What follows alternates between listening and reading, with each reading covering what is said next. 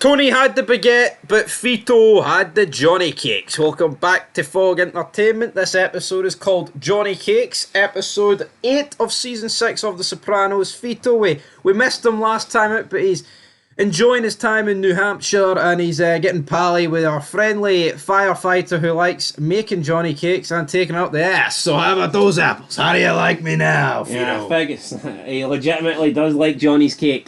He does like Fito. He's a fan of the Johnny Cakes, and he's a fan of Johnny's cake. We may as well start with Fito. So he's trying to get in. He's sitting in the motel, right? He's a wee bit depressed. They're not cutting it, so he goes down to the diner. He's getting pally with Big Johnny. I've actually no idea what this guy's name is, but we're just going to... I mean, if it's Johnny's Cakes, then I'm going to assume this guy's name is Johnny, right? He's got the mustache. He kind of looks like Isaac from Mayans. He looks like a Johnny, though, to be fair. No, he does look like a Johnny. So they're out drinking, the firefighters. We see Fito witness this house get burned down. He obviously his new lover. He saves the day. They're outside the bar. Fito's kind of sitting there. Big Johnny goes in for a kiss. Fito then clocks him with a right hook. Says, "What are you doing, you queer?" And then Johnny replies with, "Closet queen. You were giving me all the signals." Fito's obviously giving all the signals. But why is Fito acting like this here?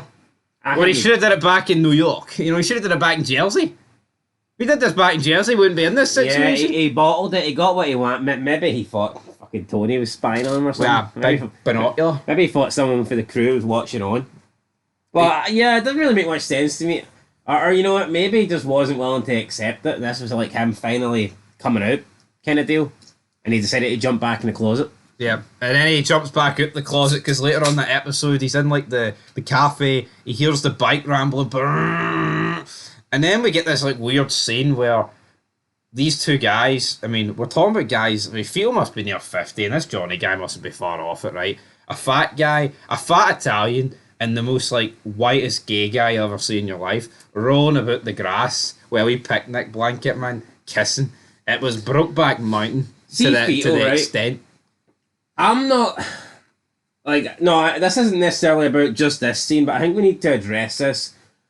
I'm not sure whether they're trying to get us to believe that Fito looks better than he does, or that he's in... Because we didn't know if it was like a joke. I know, but you know what? I'm looking at this as well, and the fact that this Johnny guy's got an interest in Fito. Do you think that Fito, the character, is supposed to be in a lot better shape than Fito, the actor? Because you know the way he's been like, "Oh, I've lost weight, I'm in good shape now, I'm young, I'm healthy, I'm gonna..." And we're still looking at him going, "Yeah, you've lost a little bit of weight, but let's be honest, you're still extremely fat, you're obese." He's probably lost a lot of weight, but when you're already weigh like 400 pounds, losing 70's not exactly... Yeah, but is that like a running joke? Is that a rib on this Fito character? Or do you think we're supposed to believe that he's actually in a lot better shape than he is? I don't think it's a rib, you're looking at this Johnny guy, you know, firefighter in good shape, muscular, and then you're looking at Fito, who's still a fat bastard at the end of the day. But you kind of get gay couples that are like that. One is like, you know... Yeah, I know, but this whole thing... I'm just beginning to I'm wondering, are we supposed to actually see Fito as a slim guy? Well, I'll tell you what, fair play to the actor, right? Because he's lost a lot of weight since... No, he has, but are we supposed to believe that he is, like, slim? AIDS? I don't know. No, I don't think we are. But you're right. The rhetoric about him and Tony, and he's like, Tony's not fit to lead, but I would be. It's like, really, are you? Is he any slimmer than Tony? He's a lot smaller in terms of height, but in terms of weight, see if you looked at BMI, I reckon that Fito would still be more obese than Tony. Because I'd say stomach wise they look about the same, but Tony's got the height so obviously Tony overall is going to be heavier. Yeah. And Tony will carry weight better than Fito. Yeah, I think that's normal. When someone's tall, they do carry the weight better. I mean, Fito literally gets on like an Oompa Loompa. Like a round fucking ball. Fito a fag. Fito a fat fag. He's a fat bag. Talking of that, Phil pays Tony a visit. He's like, "I want this fucking cocksucker." But Tony doesn't want to give up Fito. But then he's like saying, "Here, we all want the same thing, but I'll do it." Tony gives Phil a dose of reality. You ain't the man. You're the acting man. You're acting, boss. I give your crew the benefit of the doubt with my brother. But I mean, it's like he did. I can see Phil's point there. Is that insulting though? What Tony said to Phil, that even though he is acting boss, he is still the It's boss, reality. isn't he? Until otherwise, until Johnny Sacks gives it. Johnny Sacks' final say into at the end of the day. So is that something that would that be okay? Because that's something that Johnny Sacks would say. I mean, maybe. Say when Tony was in this. Tony's laying there and he's having his dreams, right? And you've got Cell's acting boss. Let's say if someone from New York, let's say they didn't respect Cell. They didn't go along with something Cell said, and they basically belittled him and said, you're just the acting boss. Yeah. See, when Tony woke up, would Tony not see that as disrespect because Cell's filling in for him? I don't think so. No? Because, I think they do take the whole hierarchy thing. But then, what you could argue is, Tony's acting boss. Because Junior's still the boss.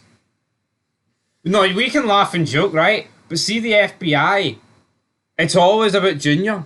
Tony put this shitstorm in motion in season 1. I think that's a bit of a writing flaw for me. Tony did that to take heat off him. But the reality is, Tony's as much as an acting boss as Phil Leotardo is right now. But it just doesn't feel like it. He's not though, is he? No, he's not, but Junior...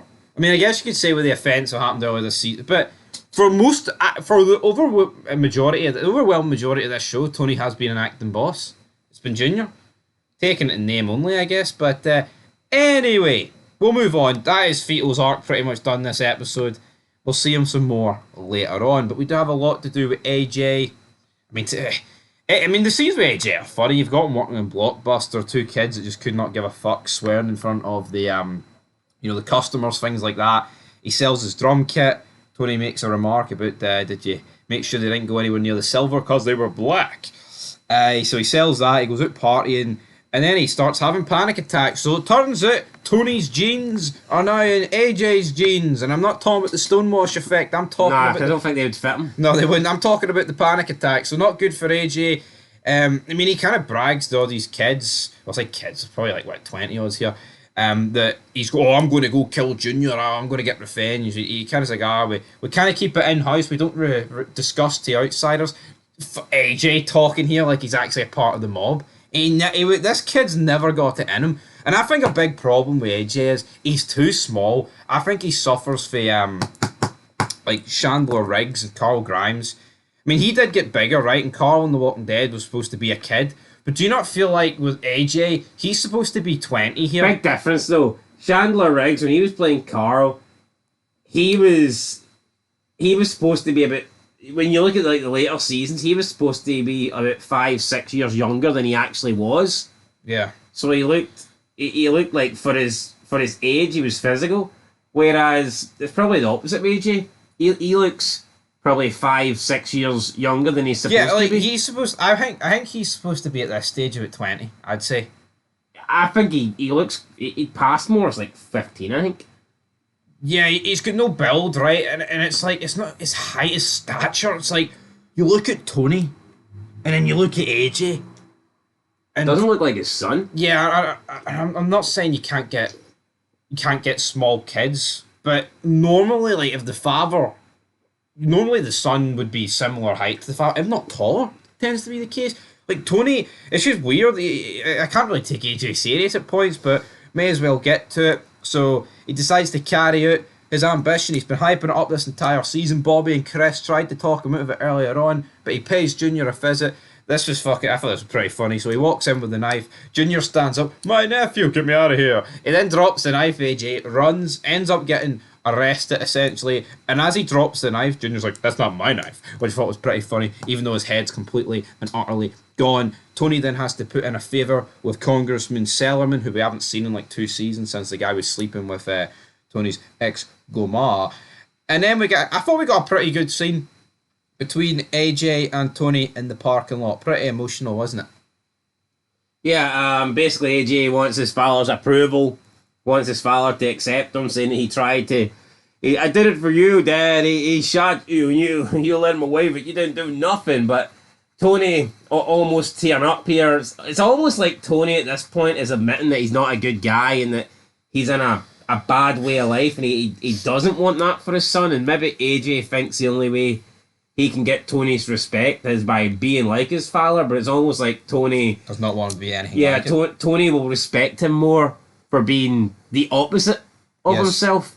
But, you know, even though it maybe doesn't come across that way, and sometimes it seems like, especially in the house, like maybe Tony wants AJ to be more of a man, and probably AJ thinks to be more of a man, he needs to be like Tony, but I think Tony... But when the reality is... Tony wants him to be probably less like himself. Yes, and I think you see it across every And it's TV. not... I mean, Tony's never really admitted that before, so that's probably why Tony was getting upset. You see it across every TV show. It's like, this life, crime, it's not really for a family life. And it would the problem is, I think AJ's far too unpredictable and stable. Like, you see if Tony sat him and Meadow down and explained what he does and everything he's done and he's killed people, that would probably be the correct way of going about it. But the problem is, I would have zero faith in AJ relaying this and not, like, spreading the dirty laundry. Because he's done it before. He did interviews earlier this season, by the way, with the press when Tony got shot. So, good scene, though. I thought it was a pretty good scene. And then, actually, what's the guy called? No, it's Fetal. Fetal's pretending to be a writer called Vince. Jim, that's his name. He looks like a Jim, doesn't he? He has the Dan Severn sort of, you know, cop mustache in a lonely town sort of guy. That's what he's got going on. Anyway, big Fetal. Less said about him, the better. I thought the other good scenes this episode, we saw Bert and Patsy. They went to a major coffee chain.